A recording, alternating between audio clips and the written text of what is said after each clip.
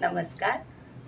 आज आषाढी एकादशी, विठ्ठल रुक्माईचा दिवस. त्यांच्यासाठी 2 ओळी. तेवढं काही जमणार नाही, पण बोलूशा वाटतंय. सावळा हरी ऐकूया तरी, काय झालं रुसायला. सावळ्या हरी ऐकूया तरी, काय झालं रुसायला. रुक्माई रुसली, कोपऱ्यात बसली, चल जाऊ पुसायला. रुक्माई रुसली, कोपऱ्यात बसली, चल जाऊ पुसायला. रुक्माई म्हणते फुगवून गाल, भक्तांच्या चालीवर तुमची हे ताल. रुक्माई म्हणते फुगवून गाल, भक्तांच्या चालीवर तुमचा हा चाल. भक्तांच्या घरी ठेवले काय हो उठसुट घुसायला. भक्तांच्या घरी ठेवले काय हो उठसुट घुसायला. रुक्माई रुसली, कोपऱ्यात बसली, चल जाऊ पुसायला. आता आपण कटलेट बघणार आहोत उपवासाचे. पहिल्यांदा साहित्य बघूया आणि काय कसे करायचे ते बघूया. चला.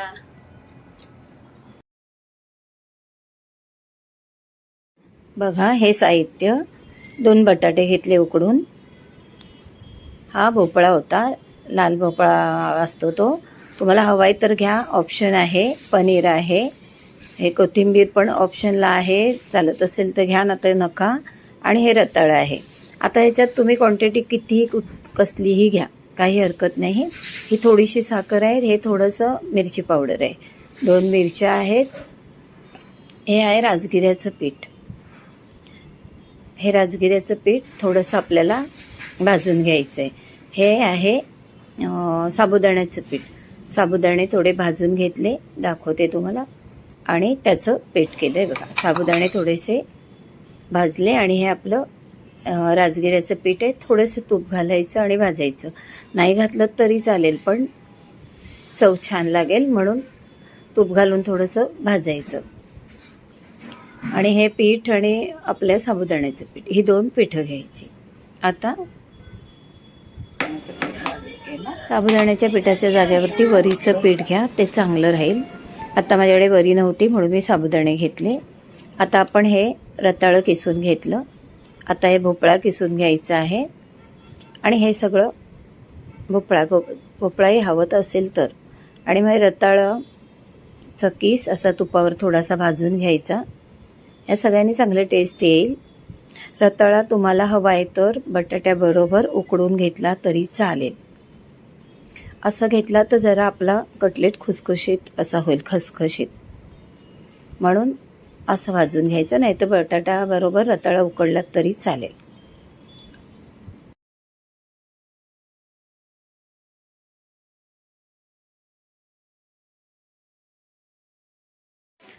छान आपण मस्तपैकी आता भोपळाही असाच भाजून घ्यायचा. हे सगळं तुपावर छान भाजलं तर आणखीन आपल्या कटलेटला चव येते.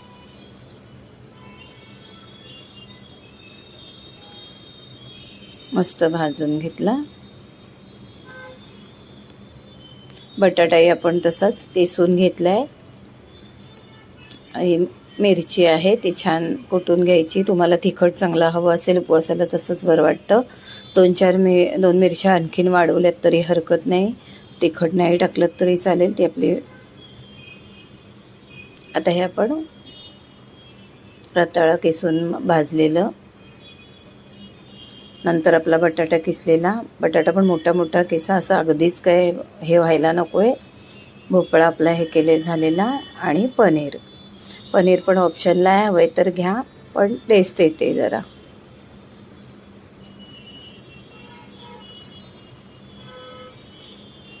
हे सगळं मिक्स करायचं.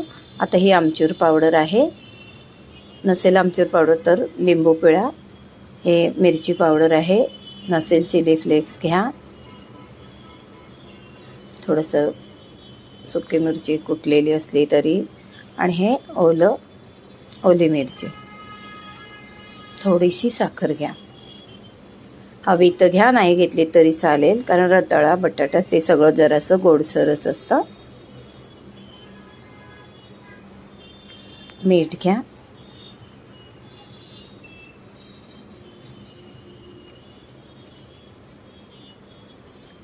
आता हे आपलं साबुदाणा पावडर आणि राजगिऱ्याची पावडर. साबुदाणा पावडरच्या जागेवर तुम्हाला मी सांगितलं की वरीच्या तांदळाचं पीठ घ्या. कोथिंबीर चालली तर घ्या, नसेल चालत तर नका घेऊ, म्हणून मी ती मुद्दाम शेवटी टाकली.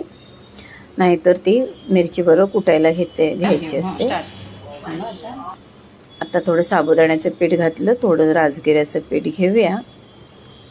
जास्तीत जास्त राजगिऱ्याचं घेतलं तरी चालेल, म्हणजे जरा चिकट नाही होणार.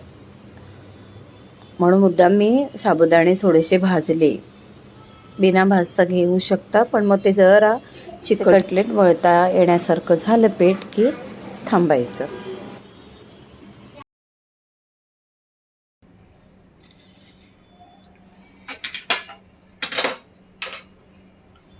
आता बघा, हे आपण पीठ तुम्हाला दाखवलं मी कसं भिजवलं ते. आता थोडं तुपाचा हात घेते. याच्यात अजून आपल्याला किती पीठ हवंय ना ते बघायला हवंय. तुम्हाला दाखवले मी पीठ ही, यातली मी एवढी वापरले. बघू आता थोडं घेताना कसं वाटतंय.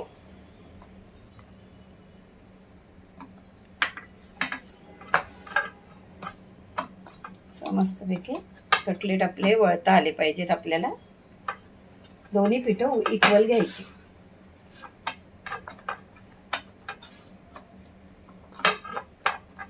असं आपलं हे उपवासाचं बॅटर झाले.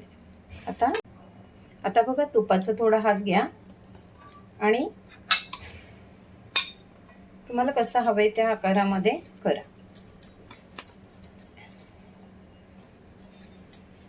थोडे छोटे छोटे घ्या, म्हणजे कसं आतपर्यंत आपण हे करू ना ते होईल. तुम्हाला हा आकार करायचा असेल कटलेटचा तर हा करू शकता. गोल करायचा असेल गोल करू शकता. थोडं तुपाचा हात लावा, कारण आपलं साबुदाण्याचं पीठ आहे. थोडंसं हे घेतलं तर ह्याने सुद्धा असं हे केलं तरी चालेल.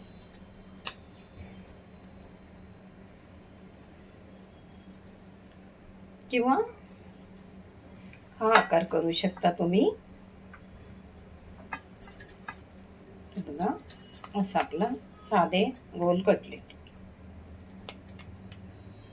नाहीतर आपला तुम्ही तूप घ्या हाताला किंवा पीठ घ्या, काही घ्या, असे रोल करायचे छानपैकी. हे बघा, असे रोल असे तुम्ही कुठल्याही प्रकारात करू शकता. आता आपण या साबुदाण्याचं पीठ घेऊया आणि ह्याचे घेतलं तरीही चालेल, पण मी एक साबुदाण्याचं घेते. चला आपण थोडं हे पण घेऊ आणि ह्याच्यामध्ये ना मीठ घेऊया थोडंसं.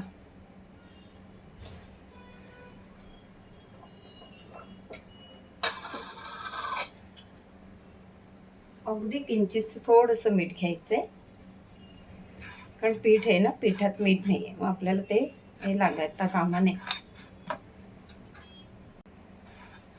मी आहे ना हे असं मग ह्याच्यात दाबू शकता आणि मग ते आपण छानपैकी शॅलो फ्राय करा, नाहीतर तळून काढा. मी तळूनच काढणार आहे हे. मी बघा, मी हे असे छानसे असे रोल करणार आहे आणि हे असे घोळवून घेणार आहे.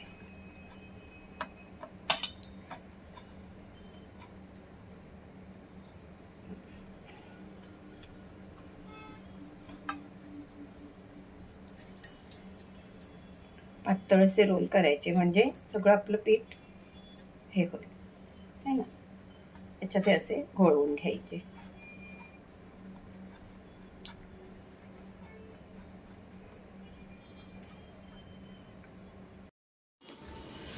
आता तेल घालायचं. आपली कढई तापलेली आहे, त्यात आपले कटलेट टाकूया. छान आपण पिठामध्ये पीठ मीठ एकत्र करून घोळलेत चांगले.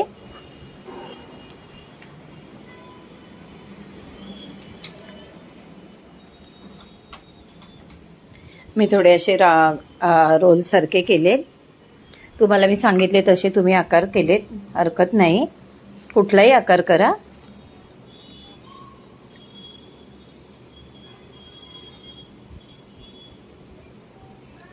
थोडं टाकताना गॅस जास्त करून टाका आणि मग नंतर गॅस कमी करा, म्हणजे कसे करपणारही नाहीत आणि आतमध्ये जरा असे शिजतील.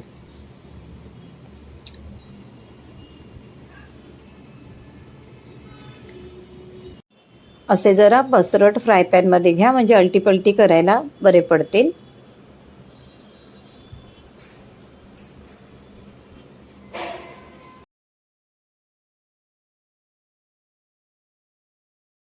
मस्त छान खरपूस तळून काढा.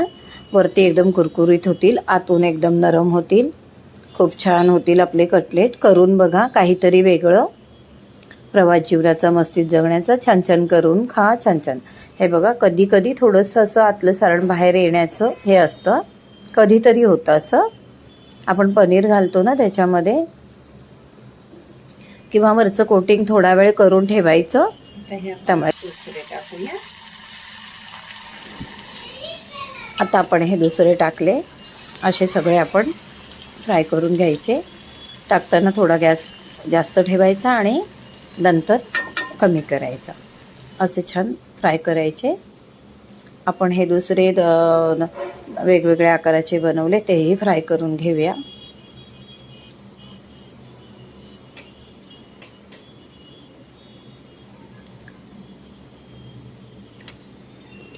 तेही असे गोल्डन कलरवरती फ्राय करायचे.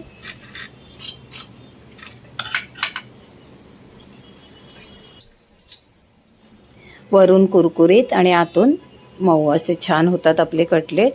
करून बघा. आपले कटलेट तयार आहेत. छान दह्यासोबत, दहीमध्ये मीठ घाला किंवा साखर घाला आणि छान दहीसोबत खा. आपले उपवासाचे कटलेट तयार. उपवासाचे कटलेट म्हणा, पनीर कटलेट म्हणा, काहीही म्हणा.